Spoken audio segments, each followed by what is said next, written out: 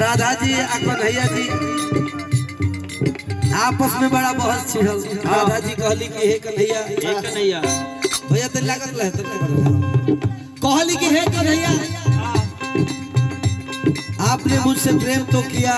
लेकिन विवाह किसी और से किया। तो कन्हैया ने कहा हे राधा हम भले दो जिस्म हैं, तुम राधा हो मैं श्याम हूँ, लेकिन दोनों जान एक ही है और एक जान में शादी हो नहीं सकती। इसीलिए हमने कही दोनों देख जान एक ही बात दोनों जान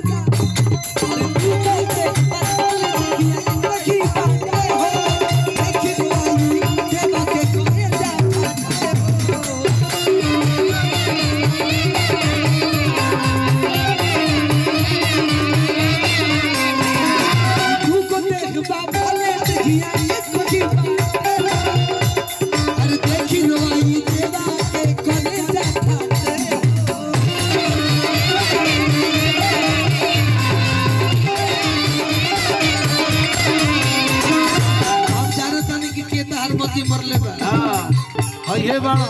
आ वाटे के टेके यार वो प्यार काट कर बोलते ये भैया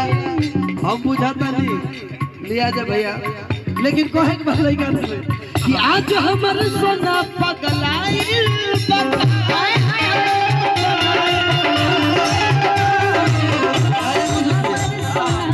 आज हमर सोना पगलाइल